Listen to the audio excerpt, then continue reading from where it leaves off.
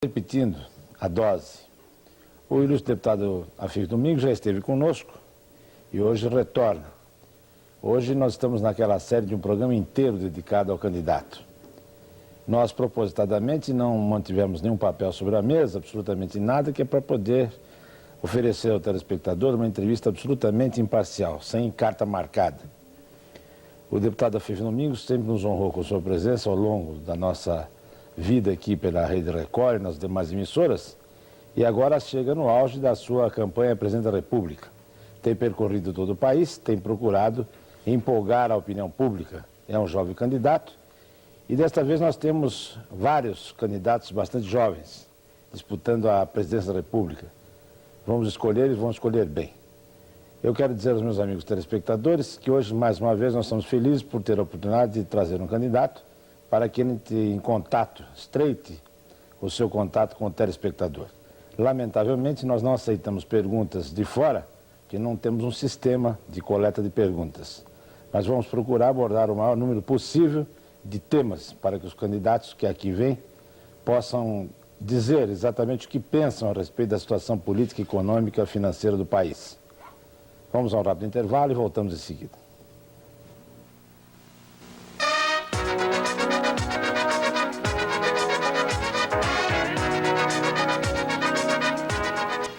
Meus amigos, estamos a bordo novamente pela sua Vale Cruzeiro, programa Ferreira Neto, pela sua Rede Record Televisão. Estamos honrados com a presença do deputado Guilherme Afif Domingos. Tudo bem? Tudo bem, Ferreira. Campanha vai bem? Bem, graças a Deus. Muita correria? Bom, isso é inerente a qualquer campanha. Agora, uma campanha nacional, o Brasil é grande, gente. Correr esse Brasil todo não é fácil. Deputado, eu acabo de receber uma notícia, e certamente o senhor também recebeu essa notícia, de que o ministro Mailson da Nóbrega garante que a hiperinflação não vai nos atingir. Mas nós estamos assistindo aí um espetáculo de crescimento de preços e crescimento de juros. Como é que o senhor está vendo hoje a situação do país? Bom, Ferreira, eu acho que você que citou no início do seu programa, eu acho que no mínimo há 10 anos eu frequento seu programa. E nós temos mantido uma linha de coerência em termos de pensamento. Na verdade, os problemas de curtíssimo prazo de hoje são os problemas de longo prazo de ontem e que não foram equacionados. Quer dizer, infelizmente, no Brasil ainda nós estamos levando de barriga, empurrando a sujeira para debaixo do tapete. E agora não adianta mais aspirina, banho frio, porque tentou-se tratar a inflação com os choques térmicos, com remédio caseiro. E, na verdade, eu acho que o regime de tratamento já passou. Agora, eu acho que é operação mesmo. E nós temos que fazer uma profunda operação na estrutura do Estado brasileiro, que é a causa da inflação. Agora, como nós vamos fazer essa operação se o paciente não confia no médico? Então, esse é o grande problema. O ministro continua insistindo que a doença não é grave, mas ela é grave. Cada vez que nós promovemos um congelamento, a inflação volta com muito mais força. Ninguém está querendo hiperinflação, hein? Eu não sou arauto da desgraça, mas que nós estamos com crescimento inflacionário muito sério, estamos, e novamente o governo tenta só nas medidas monetárias, ou seja, aumentando a taxa de juros, tentar conter a demanda para conter os preços. Porém, o problema fiscal continua grave, continua sério, e nós não sabemos ainda, Ferreira, a verdadeira natureza da crise, porque não sabemos os dados. Eu acho que o próprio governo está perdido em matéria de dados. Veja, por exemplo, que os últimos indicadores que nós recebemos dá conta de que 96% da poupança nacional está em mãos do governo. Portanto, isso significa que é tomando dinheiro emprestado e daí as taxas de juros nos patamares que estão atingindo, tomando dinheiro emprestado, mas esgotando a capacidade do mercado. Daí vem emissão pura para cobrir despesa. E emissão para cobrir despesa é inflação. Ponto. Deputado, o governo também, segundo o próprio presidente Sarney, pretende convocar os presidenciáveis para um esforço conjunto no sentido de evitar que realmente nós mergulhemos no caos. Porque nós estamos na beirada, né? Mas um pouquinho a gente mergulha. E nós temos colocado aqui sempre a nossa preocupação, porque, por enquanto, todos fazem campanha e temos a impressão, às vezes, que os candidatos estão fazendo campanha no outro país. Porque os candidatos ocupados com as suas campanhas, eles deixo naturalmente uma questão de tempo material de lado, o dia a dia. Pergunto, o senhor acha válida a proposta, digamos, de reunir todos os candidatos para apresentar alguma sugestão, uma solução? Primeiro eu queria que o seu sentido figurado, parece que tem candidatos que fazem campanha em outro país. Na verdade, tem candidato que faz campanha em outros países. É a turma que está indo para o exterior. Eu quero deixar bem claro que eu estou indo para o interior, exatamente conhecendo a nossa realidade. E quando eu me propus a abrir o debate presidencial com um projeto para o país, um projeto completo, que inclui o plano de emergência, é porque eu concluo, Ferreira, e a minha contribuição aqui está, fui o primeiro a registrar um projeto dentro do Congresso Nacional e, muito antes do recesso, eu disse, gente, vamos trazer o debate da crise aqui para dentro. Vamos trazer o debate da sucessão, inclusive aqui para dentro do Congresso Nacional, para que cada um traga a sua proposta. E dentro da minha proposta, o que for aceito para ser implementado imediatamente, dentro daquilo que eu imagino, daquilo que eu penso, eu não quero ter exclusividade na aplicação das medidas que nós estamos propondo. Se o governo e o Congresso aceitar, que seja bem recebido. Aquilo que eu estou fazendo é para contribuir com o meu país. Portanto, nós temos um projeto que inclui o plano de emergência de combate à causa da inflação, mas não é contemporizar efeito, não. Eu estou preparado a qualquer momento para ser chamado e sabatinado, inclusive contribuir para o projeto da travessia. Bom, a gente nota que muitos candidatos talvez não queiram que a situação fique equilibrada até as eleições, porque senão teriam que refazer os discursos, né? Se melhorar, estraga, né? Não, nós estamos aí, ô Ferreira, extremamente preocupados, inclusive. Foi no final do ano passado, eu apresentei ao doutor Ulisses, enquanto presidente da Câmara, logo após a Constituinte, um projeto chamado Projeto da Travessia, onde o Congresso, naquele recesso de janeiro, fevereiro, nós suspenderíamos o recesso, o Congresso ficaria de prontidão, o presidente proibido de viajar para o exterior, que eu achei esse um ponto extremamente importante. Se nós estamos na crise que nós estamos vivendo, não é para o presidente sair com a corte inteira para passear. Segundo, candidato a presidente da República também não pode sair. Eu acho que nós temos que pedir bênção para o povo, não é pedir bênção para os governantes que estão lá fora. Inclusive levar os nossos problemas para serem discutidos lá fora, querendo fazer campanha lá fora, levar os nossos problemas lá para fora, porque eu acho que isso fere a nossa soberania. Eu acho que os nossos problemas têm que ser discutidos aqui dentro, e o presidente eleito, com o respaldo do povo, este vai viajar lá para fora, mas ele já tem um respaldo popular. Ele não está fazendo brincadeira lá fora, jogo de cena para ter mídia de imprensa, inclusive expor os problemas políticos internos na briga entre candidatos na porta de Palácio do Governo. O senhor não receba fulano porque Beltrano, ele não tem legitimidade para vir conversar, como aconteceu, infelizmente, com 2 candidatos, expondo ridiculamente um processo de luta política, de jogo de cena interno lá fora. Eu acho que isso tem que ser proibido peremptoriamente. Eu acho que chegou a hora de nós discutirmos aqui dentro do Brasil, com seriedade, os nossos problemas. Portanto, a campanha eleitoral, Ferreira, queiram ou não, como eu acredito que o forte da crise vem em setembro, ela vem muito fortemente em setembro, porque eu acho que pelos indicadores nós estamos sentindo que o processo caminha por aí. A eleição presidencial, eu acho que a sucessão começa a ser debatida realmente em setembro, quando o grande debate vai ao povo. O horário gratuito, me parece, será o Diário Oficial da Crise, porque me parece que lá dentro nós seremos obrigados, como candidatos, a começar a colocar os pontos de vista a respeito daquilo que está doendo no cidadão. E eu acho que um processo inflacionário tão sério como esse que nós vamos enfrentar é um processo inflacionário que vai afetar fortemente a população de baixa renda, principalmente. Afeta a todos, mas a de baixa renda muito mais, porque o poder aquisitivo do salário é consumido por um processo de crescimento inflacionário. Eu acho que aí será a hora da seriedade do debate. Portanto, eu acho que esta campanha não será disputada num clima emocional. Eu acho que ela vai ser disputada num clima racional. Não adianta trazer slogan feito Nós temos que trazer propostas concretas. Nos antecipamos a isso e o nosso projeto está aqui. Não vi para xingar a mãe de nenhum competidor, não vi para esmiuçar a vida de ninguém. Eu quero que as ideias briguem. Eu acho que chegou a hora de nós trazermos propostas sérias para que o povo possa escolher uma das propostas e essa proposta receber o respaldo da classe política para no dia seguinte a gente começar a trabalhar. Agora, deputado Afif Domingos, o senhor fala do horário gratuito, mas nós temos aí uma avalanche de candidatos e parece que isso vai estourar bem no horário gratuito. O senhor acha que isso vai ser produtivo ou vai acabar sendo negativo para os próprios candidatos? Ferreira, tem candidaturas que são para valer. Outras candidaturas são locadoras de 30 segundos para outros candidatos. É uma negociata explícita. E eu acho isso uma pouca vergonha. Espero que nós possamos coibir, porque aquela abertura da lei através dos vetos acabou gerando esse tipo de distorção. Eu acho que quem está na parada usando a lei porque quer dar uma mensagem, mesmo que seja em 30 segundos, 15 segundos, bom, tudo bem, está escrito na lei, é direito.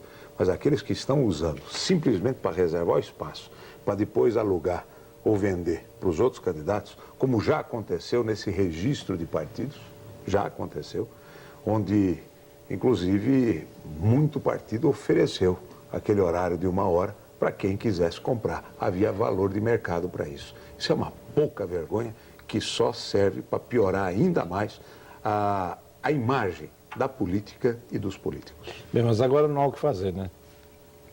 Agora tem que continuar assim, porque infelizmente foi assim estabelecido e assim será. Agora, qual é a maneira de se utilizar bem o pouco tempo? O senhor vai ter quanto? 10 minutos?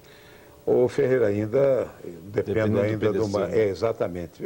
Entre 5 e 10 minutos. 5 e 10 minutos. Exato. O que o senhor acha que é objetivo colocar em 5 minutos? Porque se forem 5 minutos total, são 2 minutos e meio de manhã Exato. e 2 minutos da tarde. Exato. À tarde e à noite. Exato. Isto pode facilitar ou pode dificultar? Ô Ferreira, eu acho que o tempo demais dificulta. Estraga. Estraga. Você tem que ter um tempo ideal. Eu me lembro que na minha campanha para deputado federal, eu tinha religiosamente 45 segundos. E depois de olhar o que foi a campanha em 45 segundos, muita coisa foi colocada. Logicamente, 45 segundos, uma campanha majoritária, é um tempo muito pequeno. Acredito que 2 minutos e meio seja um tempo regular. 5 minutos, eu estou sempre calculando, porque quando você falou 5 minutos, é 2,5 de manhã e 2,5 à tarde. Então eu sempre vou calcular o tarde ou noite, que é o de horário nobre, que é o que tem grande assistência. 2 minutos e meio de horário nobre significam 5 comerciais de 30 segundos. Para efeito de mensagem é um bom tempo. O ideal, que eu considero, seriam 5 minutos à noite. 5 minutos à noite durante 60 dias. Dá para se dizer de forma objetiva, em linguagem de televisão, um programa de governo inteiro. É porque, na verdade, há um rodízio, inclusive, de que partido entra primeiro, depois entra o segundo, quer dizer, isso é feito um rodízio. Então, tecnicamente, em matéria de televisão, vai depender muito do que vem antes do senhor, né? Olha, ô Ferreira, sabe o que acontece com o programa de televisão? Aqueles que têm um horário muito longo acabam levando desvantagem. Porque para você preencher um horário, que é a novela política, todo santo dia, vamos pegar aqui a eleição municipal, que é o último exemplo que nós tivemos aqui em São Paulo, onde acho que o PMDB com o PFL, eles fizeram... Tinha o maior número. Tinha o maior número. Olha, chegava um ponto, e foi muito bem feito, reconheço que foi muito bem feito, mas não tinha mais o que colocar para encher o espaço.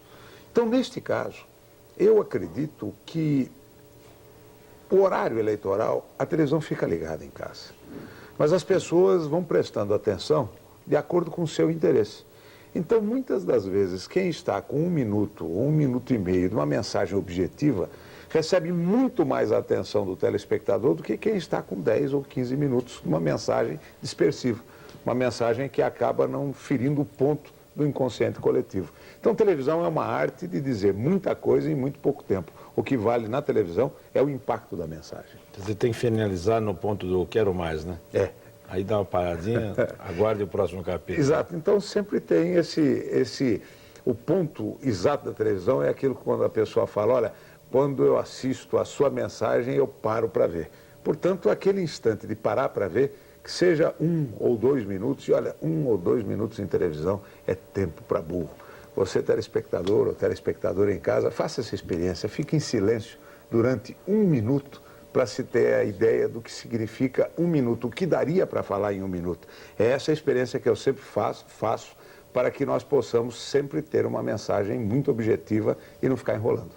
Bom, levando-se em conta que todos os bons produtos são anunciados em 30 segundos, né? Alguns em 15. Alguns em 15. Isso depois que a mensagem é colocada, se reduz para 15 e se amplia o número de vezes, né, levado ao ar. Agora, deputada Fifi, o senhor que está viajando pelo país inteiro, na sua opinião, hoje, qual é o maior problema que vive a população? Bom, em primeiro lugar, o Brasil não tem a crise no Brasil não é uniforme, Ferreira. Não é uniforme. Hoje eu sinto uma crise muito pesada e muito séria nos grandes centros urbanos brasileiros. Eu acho que o Brasil tem realmente uma crise urbana séria. E esta crise urbana, ela acaba aumentando o problema do cidadão. Eu acho que hoje não tem dúvida. Em primeiro lugar, a população está clamando pelos serviços sociais. Isso está muito claro. Quer dizer, por todo lugar que se passa, a deterioração do serviço do Estado, pega as mães que têm filhos hoje em escola pública, quer dizer, o drama do problema da educação. Aqueles que usam o serviço público na área de assistência médica, é um serviço que se deteriora a cada dia que passa. O serviço do Estado na área de segurança nos grandes centros urbanos também é um problema muito sério. O problema do transporte urbano nos grandes centros, um problema seríssimo, inclusive Rio de Janeiro ou em São Paulo, o cidadão passa cerca de 4 horas de seu dia numa condução. Isso é uma verdade e acaba com o cidadão. Eu acho que nós estamos criando uma fábrica de neuróticos. É o problema da crise urbana brasileira.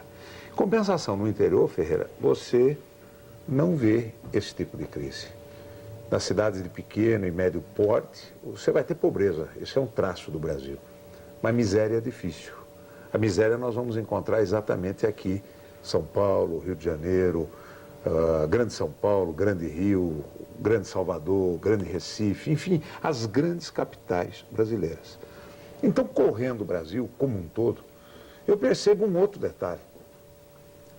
Eu passei pelo Mato Grosso, fui até o Mato Grosso do Sul, até as barrancas do Mato Grosso, na Amazônia, cheguei a Rondonópolis, fui pelo interior do Pará, interior do Maranhão, fui pelos vales úmidos do Nordeste, Rio Açu, o Rio São Francisco. E, engraçado, Ferreira, encontrei um processo migratório ao contrário. O que eu encontrei de gaúcho, de catarinense, de paranaense, de paulista, de mineiro, entrando nas regiões novas de agricultura. De repente, quando a gente vê que o Brasil pulou de 50 para 70 milhões de toneladas de grãos, apesar do governo, apesar da falta de estabilidade política, de uma moeda que não existe, de uma política cambial que arrebenta qualquer atividade econômica, assim mesmo você vê o crescimento da produção.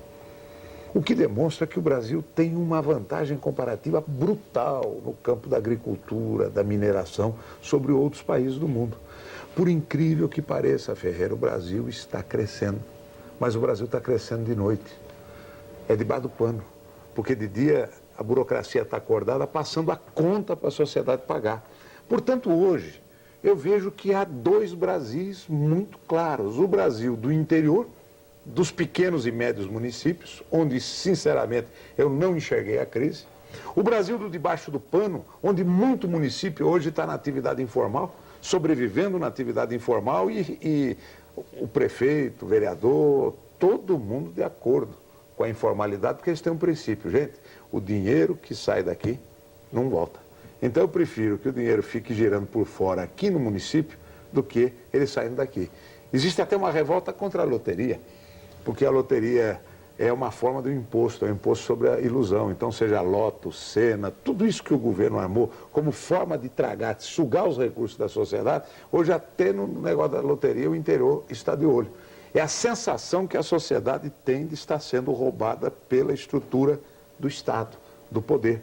Portanto, hoje o Brasil caminha numa direção oposta do Estado. A nação vai para um lado, o Estado vai para o outro. Agora, onde se localiza a crise efetiva? Aqui nos grandes centros urbanos.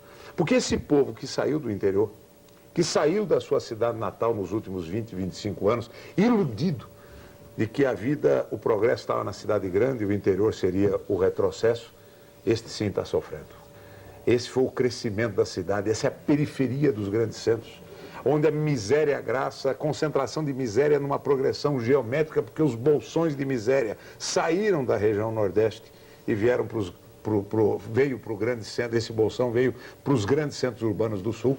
Aí sim, Ferreira, se nós não urgentemente partirmos para uma política de retomada do desenvolvimento para a volta às origens, por isso o projeto da Revolução Verde ser o carro-chefe do nosso projeto, nós nos tornaremos ingovernáveis dentro dos próximos 10 anos. Portanto, você pergunta, você vai corrigir? Você vai fazer o povo voltar? Olha, a primeira etapa é não deixar que venha mais gente. Nós temos que fazer o desenvolvimento da origem. O Nordeste precisa ser desenvolvido através da agricultura. Isso o pessoal da Sudene fica muito bravo comigo. Fala, mas gente, veja Israel. Veja Israel que de um deserto fez a sua Revolução Verde. Nós não estamos no deserto. O Nordeste tem sol 365 dias por ano. O Nordeste tem água. Tem água. O problema é o uso da água. É o uso múltiplo da água. São os projetos que, ao invés de serem desviados para o bolso de alguns oligarcas ou de funcionários corruptos que se enriquecem à custa das verbas, dos subsídios, se fossem aplicados nos reais projetos de infraestrutura para o Nordeste, na agricultura, como consequência da agroindústria, mais o turismo, meu Deus do céu, nós vivemos num paraíso. Portanto, Ferreira, correndo esse país, nós temos grandes problemas do choque da miséria, mas, por outro lado, nós temos grandes propostas de solução que estão à flor da pele. Estão muito claras num país que tem tudo para dar certo. Só que o Estado precisa voltar à sua função original. É o Estado da educação, da saúde, da justiça, da segurança, do transporte, da comunicação, da energia, do saneamento e da irrigação. Se nós tivermos um Estado que cuide disso com dinheiro que o povo paga de imposto, deixa o resto para a iniciativa privada, porque, meu Deus do céu, um país como esse, não é possível um país tão rico ter um povo tão pobre. Deputado, vamos tomar um Gran Royal 200 e vamos dar uma voltinha, já em seguida estaremos aqui. Vamos lá.